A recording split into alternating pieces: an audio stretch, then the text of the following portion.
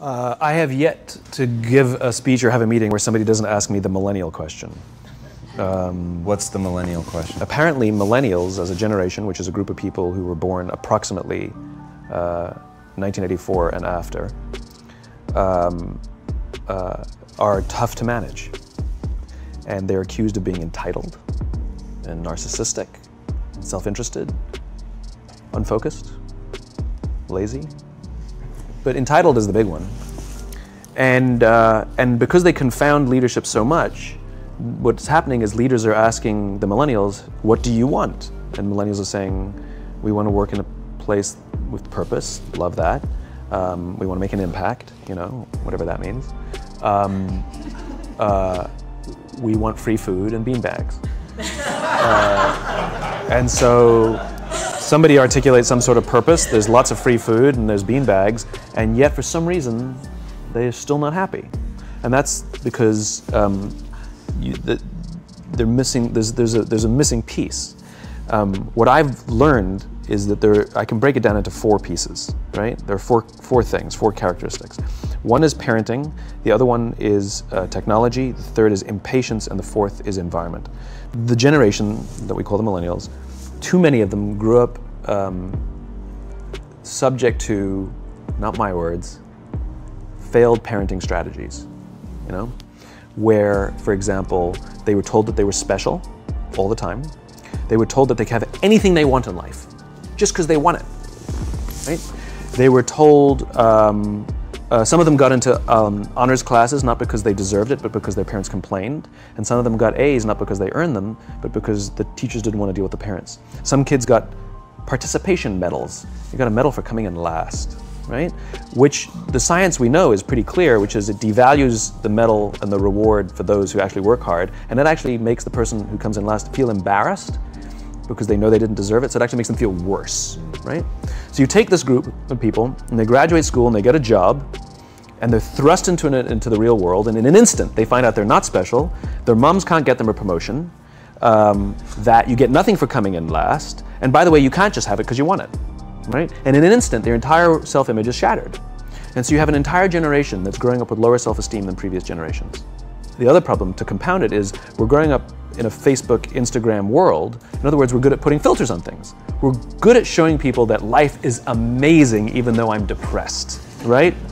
And so everybody sounds tough and everybody sounds like they got it all figured out. And the reality is there's very little toughness and most people don't have it figured out. And so when the more senior people say, well, what should we do? They sound like, this is what you gotta do. And they have no clue. So you have an entire generation growing up with lower self-esteem than previous generations, right? Through no fault of their own. Through no fault of their own, right? They were dealt a bad hand, right? Now let's add in technology. We know that engagement with social media and our cell phones releases a chemical called dopamine.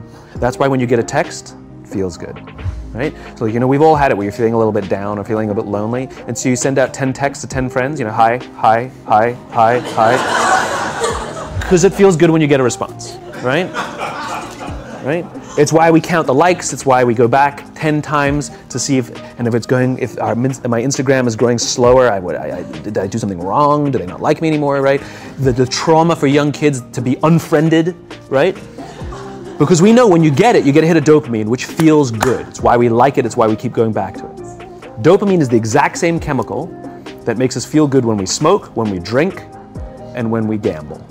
In other words, it's highly, highly addictive. Right?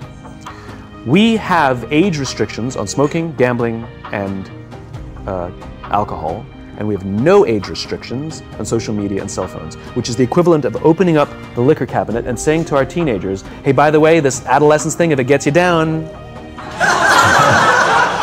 But that's basically what's happening. That's basically what's happening, right? That's basically what happened. You have an entire generation that has access to an addictive, numbing chemical called dopamine through social media and cell phones as they're going through the high stress of adolescence. Why is this important? Almost every alcoholic discovered alcohol when they were teenagers. When we're very, very young, the only approval we need is the approval of our parents. And as we go through adolescence, we make this transition where we now need the approval of our peers. Very frustrating for our parents, very important for us. It allows us to acculturate outside of our immediate families into the broader tribe, right? It's a highly, highly stressful and anxious period of our lives, and we're supposed to learn to rely on our friends. Some people, quite by accident, discover alcohol and numbing effects of dopamine to help them cope with the stresses and anxieties of adolescence. Unfortunately, that becomes hardwired in their brains, and for the rest of their lives, when they suffer significant stress, they will not turn to a person, they will turn to the bottle. Social stress, financial stress, career stress, that's pretty much the primary reasons why an alcoholic drinks, right? What's happening is because we're allowing unfettered access to these dopamine-producing devices and media, basically it's becoming hardwired, and what we're seeing is as they grow older, too many kids don't know how to form deep, meaningful relationships. Their words, not mine. They will admit that many of their friendships are superficial. They will admit that their friends, that they don't count on their friends, they don't rely on their friends, they have fun with their friends, but they also know that their friends will cancel on them if something better comes along. Deep, meaningful relationships are not there because they never practice the skill set, and worse, they don't have the coping mechanisms to deal with stress. So when significant stress starts to show up in their lives, they're not turning to a person, they're turning to a device, they're turning to social media, they're turning to these things which offer temporary relief. We know, the science is clear, we know that people who spend more time on Facebook suffer higher rates of depression than people who spend less time on Facebook, right? These things balanced. Alcohol is not bad, too much alcohol is bad. Gambling is fun, too much gambling is dangerous, right? There's nothing wrong with social media and cell phones. It's the imbalance, right? You have an addiction. And like all addiction, in time, it'll destroy relationships, it'll cost time, and it'll cost money, and it'll make your life worse. Right? So you have a generation growing up with lower self-esteem that doesn't have the coping mechanisms to deal with stress, right? Now you add in the sense of impatience, right? They've grown up in a world of instant gratification. You want to buy something, you go on Amazon, it arrives the next day. You want to watch a movie? Log on and watch a movie. You don't check movie times. You want to watch a TV show? Bin. Instant gratification. You want to go on a date? You don't even have to learn how to be like, hey. You don't even have to learn and practice that skill. You don't have to be the uncomfortable one who says yes when you mean no and says no when you mean no and yes when you... You don't have to swipe right. Bang, I'm a stud. Right? You don't have to learn the social coping mechanisms, right? Everything you want, you can have instantaneously. Everything you want, instant gratification, except job satisfaction and strength of relationships. There ain't no app for that. They are slow, meandering, uncomfortable, messy processes. And so I keep meeting these wonderful, fantastic, idealistic, hardworking, smart kids. They've just graduated school. They're in their entry-level job. And I sit down with them and I go, how's it going? They go, I think I'm gonna quit. I'm like, why? They're like, I'm not making an impact. I'm like, you've been here 8 months. And so what this young generation needs to learn is patience. That some things that really, really matter, like love, or job fulfillment, joy, love of life, self-confidence, a skill set, any of these things, all of these things take time. Sometimes you can expedite pieces of it, but the overall journey is arduous and long and difficult. And if you don't ask for help and learn that skill set, you will fall off the mountain, or you will, the worst case scenario, and we're already seeing it, the worst case scenario is we're seeing an increase in suicide rates, we're seeing an increase in this generation, we're seeing an increase in accidental deaths due to drug overdoses, we're seeing more and more kids drop out of school or take leaves of absence due to depression. Unheard of. These are all, this is really bad. The best case scenario, those are all bad cases, right?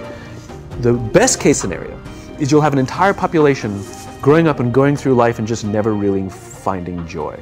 They'll never really find deep fulfillment in work or in life. They'll just waft through life and it'll be just, it's fine. How's your job? It's fine, the same as yesterday. How's your relationship? It's fine. Like that's the best case scenario. Which leads me to the fourth point, which is environment, which is we're taking this amazing group of young, fantastic kids who are just dealt a bad hand. It's no fault of their own. And we put them in corporate environments that care more about the numbers than they do about the kids.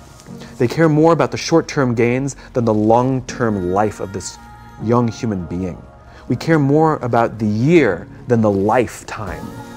right? And so we are putting them in corporate environments that aren't helping them build their confidence, that aren't helping them learn the skills of cooperation, that aren't helping them overcome the challenges of a digital world and finding more balance, that isn't helping them overcome the need to have instant gratification and teach them the joys and impact and the fulfillment you get from working hard on something for a long time that cannot be done in a month or even in a year. And so we're thrusting to them in corporate environments, and the worst part about it is they think it's them. They blame themselves. They think it's them who can't deal.